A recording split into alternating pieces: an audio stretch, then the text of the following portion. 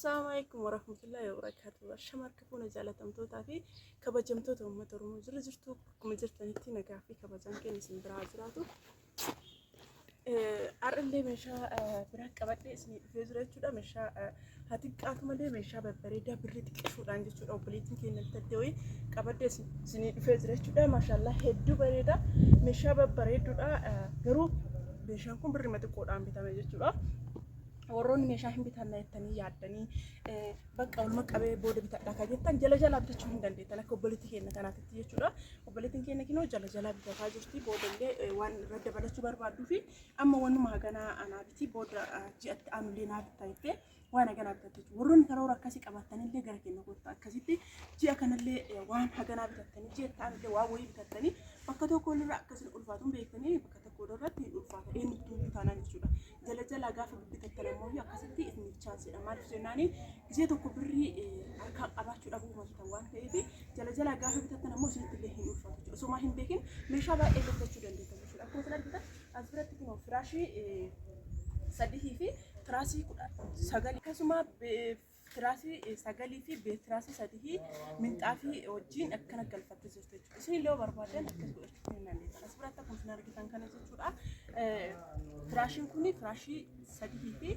تراسي سجال زوجته بتراسي سديك أبا كتير سالي أسمان سنتيه ما كتير جبسوا أكم سرار كده كنا يشيلها فراشي سديه تراسي سجال بتراسي سديه في من أبي سوس بقولك تجتة من أبي سوس بقولك تجتة من أبي ما كلامنا بريدة يشودا لكن إني فكرة بري ميك أو جت أنا سراتي وانتي هجنا كوني من أبي دبلته فراشي سديه كبته تراسي سجالي كبته بتراسي سديه كبته كم دي دمي ثور بافي إبتة كوبريشان تاعي بتشال مثلا نجرب كنا ماشى كنا كنا جتشودا واميكا من أبي تكا فراشين أكا جروكنا ولا قال إسا كنا بوتة يشودا أول رتي كم دي دمي ثور بافي إبتة كوبريشان تاعي بتشال وأنا أجائباتي ما شاء الله جديرة أسبرت مو كانسي ركبتي هدو بريد وركتني ركبتي ما شاء الله باجي بريدة أكو سنر كتان كنا سيني أو في وجين سيني نساء يو أكتر بريد لا لا سيني أو في وجين كنا بريد هذا جريء ما شاء الله هدو بريدة سيني ما نساء يوستانا كتر بريد باقي نما تطلعي شورا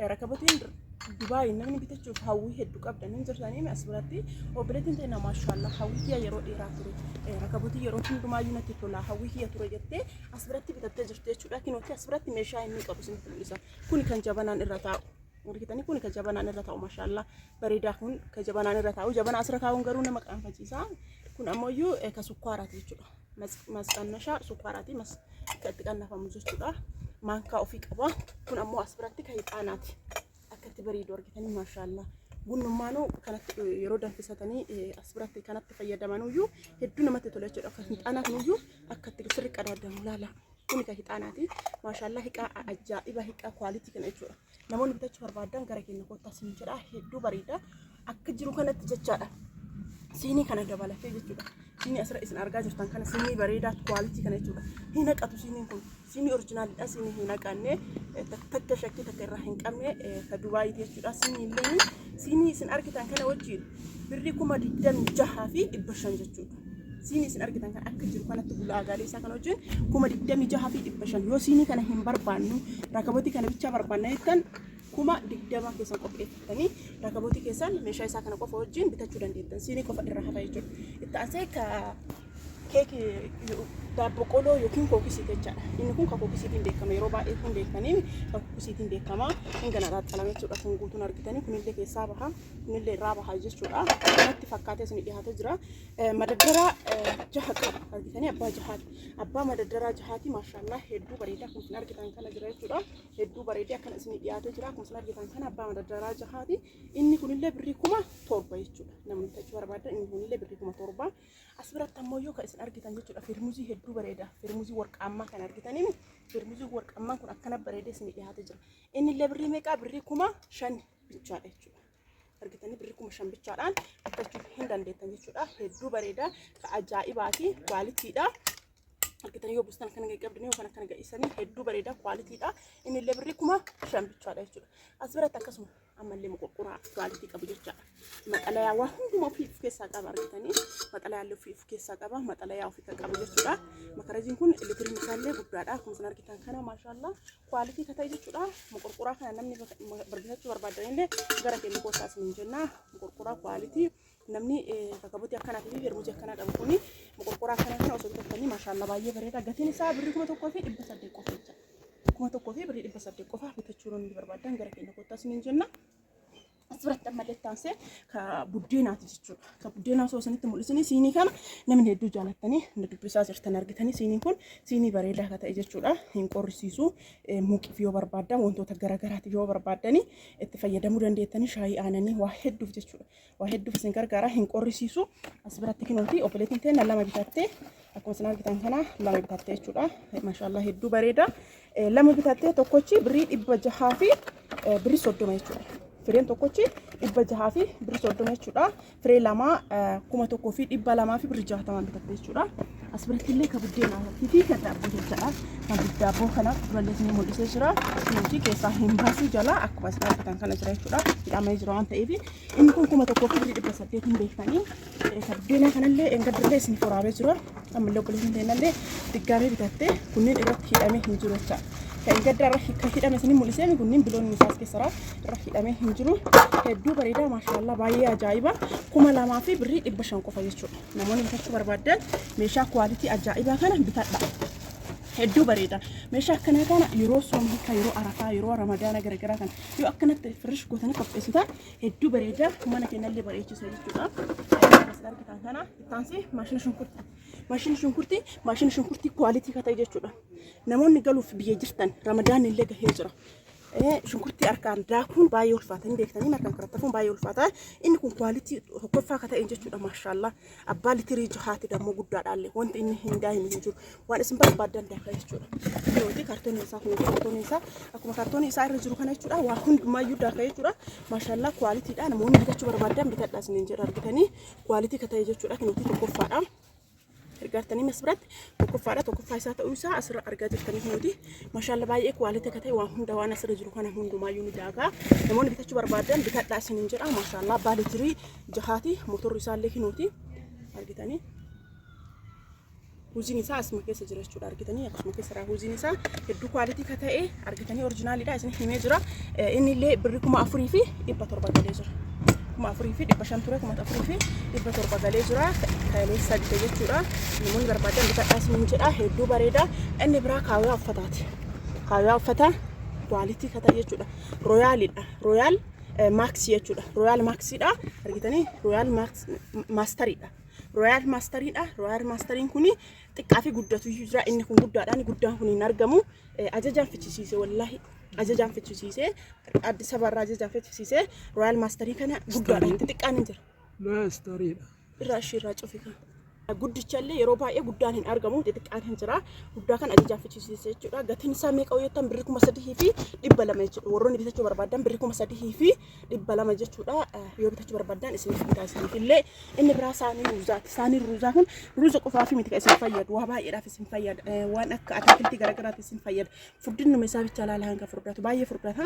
Hedduu namatti tola jechuudha. Namoonni bitachuu barbaadan bitadha. Baay'ee jaaladha. Ansaarbisii kana dura achuma laalaa jaaladha. Amma mooyyuu sadi bitee lama namatti tun ajajate tokkoo fi fardifadha jechuudha. Hedduu bareeda. Seerii isaa tokko walirratti 1,000 fi birrii 600 jechuudha. Seeriin isaa akkanarratti walirratti jechuudha.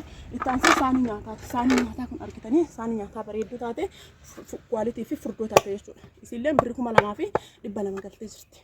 Birrii 2,000 fi 200 galtee jirti. Darzan isiiti jechuudha. As biratti siinii aananiiti jechuudha. Inni kun xiqqaa fi guddatu jira obboleeyyan kiyya. Inni kun guddaa fi xiqqatu jira. Inni kun ka guddaa isaati jechuudha. Maashaallah baay'ee bareeda. Jiddu galeessa isaati jechuudha kun. Hedduu bareeda. Akkuma isin argitan kana jechuudha. Maashaallah baay'ee bareeda. Inni kun birrii 3,000 jechuudha. Birrii 3,000 namoonni bitachuu barbaadan bitadhaa isin jedha. As biratti kasaanketaallee ni jira. Argitanii kasaanketaallee ni jira. Kasaanketaa kunillee birrii 3,000 jechuudha. Maashaallah namni bitachuu barbaadan isallee bitadhaa isin jedha. Inni illee birrii 3,000 kidaanii diimaa kana jechuudha. Kidaanii diimaa kana namni hedduun jaalattanii soixanii dhabdan jechuudha. Inni kun darajaa lamatu jira. Namni hin beekne darajaa lama jira. Tokkoffaa fi lammaffaa jira. sir of eeggannaa godha. Inni kun tokkoffaa fi lammaffaa jira. Inni kun abbaa shaniiti. Hin jiru jijjiirama abbaan shanii abbaa sadiiti. Abbaan sadii sunuyyuu lammaffaadha jechuudha. Abbaa shanii kana tokkoffaa bitee jechuudha. Hedduu bareeda. Namoonni bitachuu barbaadan bitadha. 3,800 jechuudha.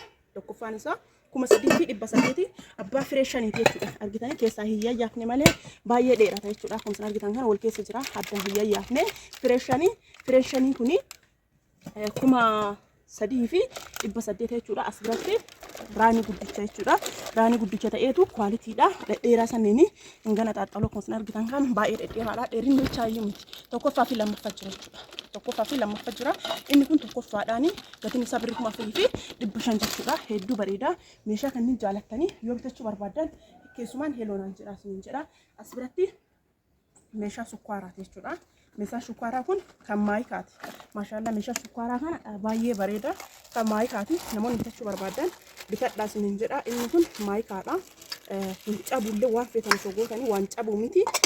Argitanii hin bareeda. Kan maayikaatillee maankaa sukkaaraallee kan ofii qaba jechuudha. Argitanii maqannashaa isaa kan sukkaaraa kan ofii qaba jechuudha. Hedduu bareeda. Kinoosiilleen hin mul'attu. Asiin as keessa keessatti inni kun maayikaadhaallee hedduu bareeda. Waan fedhan osoo godhanii darbanii nam mul'isanii jennaan bitee waan isin garramu jechuudha. Ka sibiilaa tokko bitee gubbaan isaa kun guyyaa tokko bulee ofumaa kiyyaa bitadha jechuudha. Gaafa guyyaa lammaffaa bulu dhodhooyeera. Gaafa torbaanii ofumaan keessaa yaa'ee sukkaaruma keessa gabbu'ee ergasii ammaan ka sukkaaraa kana bituun natti hin tolle. Kanammoo natti tolee jennaaniin nam mul'isanii akkasii jennaan ofiillee bitadhee obboleetti teennaallee bitee jechuudha. Meeshaan kun eessa deemaa warri jettanii meeshaan kun roobee baalee deemaaf jechuudha. Irratti kabira kabada dabalatu qabdi obboleettiin teennaa kana qofaa miti isii ka deemuu fi ji'aan irratti dabaladhanaan jetta jirti rabbi si halaafisu jedhaani akkana fakkaataa maashaallah hedduu bareeda jechuudha. Meeshaan isii namoonni jechuu barbaadan ajajadhaa isiniin jedha. Maashaallah meeshaa akkana jiruu fi meeshaa babbareedaa kanneen isiniif binnaa namoonni ajajachuu fi bitachuu barbaadan gara Zulaa Maashoo koottaa isiniin jedha. Meeshaa kwaalitii meeshaa babbareedaa akkana kanneen isiniif bittee maatii keessan bira isiniif geessite jechuudha. Hedduu bareeda. Argitanii maashaallah meeshaa babbareedaa kanneen bitee'an maatii keessan bira dhagaman waan isiniif geesse jechuudha. Adaraallee yoo kaachuu barbaadan adaraa keessanillee akkuma isin eegeetti itti fufa jechuudha. Hedduu bareedaa birrii xiqqeessuudhaan meeshaa akkana kana bitachuu hin dandeettan. Obboleettiin ta'inna birriin isin bitatteen kun birrii 100 kan hin guunneen meeshaa kanneen guutuu meeshaa ajaa'ibaa kanneen bitattee jirtu jechuudha. Maashaallah hedduu bareedaa. Birrii xiqqeessuudhaan meeshaa kana guutuu bitattee jirti. Isinillee barbaadan birrii xiqqoodhaan meeshaa kana guutuu bitachuu hin dandeettan isiniin jedha. Nagaatti horaa buraa isin jaaladha. Lakkoofsa bilaagiyaa duwwaa 972 duwwaa 25 19 heeluunaan jedha. Warroonni eessa jiraatan jetta anka jiraadhu Shaashamanneedha. Garuu naannoo isin barbaadan guutuu naannoo Oromiyaa waan ta'e guutuu isiniif geessa jechuudha.